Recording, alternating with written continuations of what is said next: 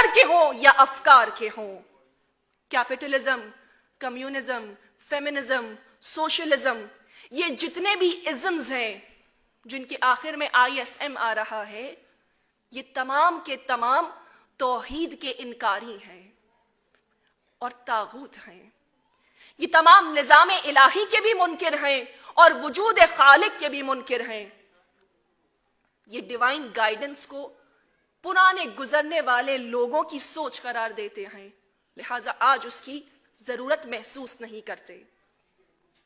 جب بھی آپ ان کا نعرہ سنیں گے ہمیشہ ایک لفظ تکرار ہوتا ہے، رائٹ، حقوق، لیکن وہ ایک لفظ جو آپ کو ان کی تحریک میں کہیں بھی نظر نہیں آئے گا وہ ہے ذمہ داری، رسپانسبلٹی۔ کبھی مسئولیت کی بات نہیں کریں گے،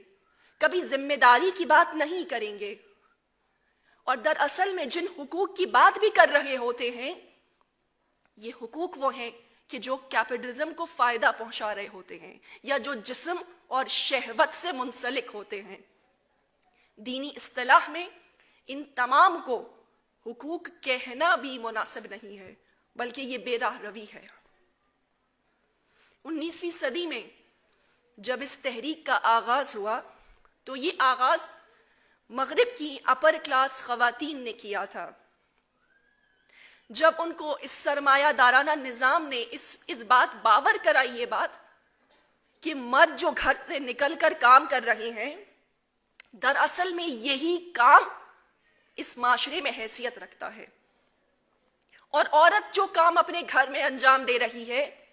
یہ بے وقت ہے اور اس کی صلاحیتوں کا ضیاع ہے۔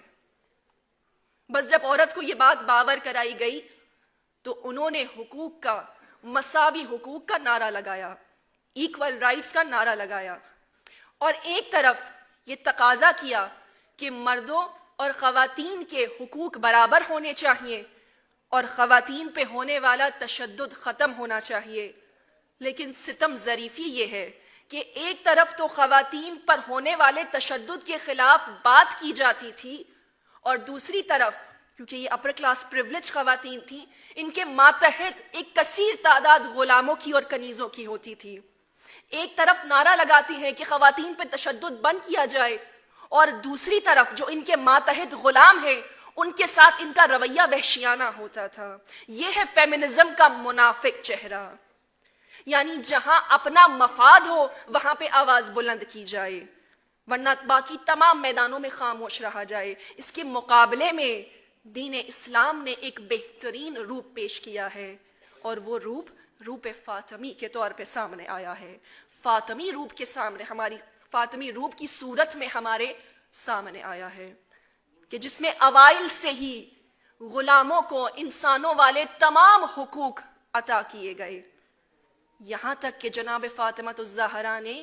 اپنے گھر کا ماحول ایسا بنایا تھا کہ جہاں پہ ان کی اولادیں ان کی کنیزوں کو ماں کہہ کر پکارا کرتی تھیں۔ اب ہمارے سامنے یہ دونوں چہرے موجود ہیں، یہ دونوں راستے موجود ہیں، انتخاب ہم نے خود کرنا ہے۔ آیا ہم اس نظام کو منتخب کرتے ہیں کہ جو خالق کا بنایا گیا ہے، وہ نظام کہ جو مخلوق کی تمام تر ضروریات کو پورا کرتا ہے،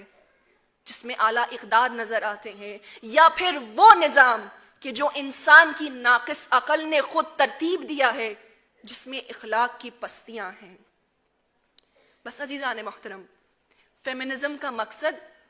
خاندانی نظام کو تباہ کرنا ہے۔ یہ کہتے ہیں کہ کسی مرد کا کسی عورت پہ کوئی حق نہ ہو، نہ کوئی ولی ہو، نہ کوئی سرپرست ہو، عورت خود سالار ہو اور اپنے تمام معاملات خود طے کرے، نہ اس کا اپنے شوہر کی نسبت، نہ اس کا اپنی اولاد کی نسبت، اور نہ اپنے والد کی نسبت، کسی بھی طور پہ نہ کوئی ذمہ داری ہو اور نہ کوئی پابندی ہو۔ بس یہ اس آزادی کی بات کرتے ہیں، جبکہ سیرت فاطمہ الزہرا نے ایک ایسا مثالی خاندانی نظام رول ماڈل بنا کے سامنے رکھا جہاں جناب فاطمہ الزہرا نے نہ صرف اپنی گھریلو ذمہ داریوں کو بلکہ اپنی تمام معاشرتی ذمہ داریوں کو بھی سمجھتے ہوئے اس طرح احسن طریقے سے اپنے نسوانی وقار کو برقرار رکھتے ہوئے انجام دیا کہ آج یہ خاندان کی عظمت کے معترف ہمیں مشرکین میں نظر آتے ہیں۔ آج اس تمام تر یلغار اور اس تمام فساد کا جو حملہ ہے وہ مسلمان عورت پہ دو چیزوں کا ہے۔ بس دو چیزیں مسلمان عورت سے دور کر دی جائیں، یہ خود بخود تباہی کے دہانے پر پہنچ جائیں گی، ایک حجاب اور دوسرا قرآن۔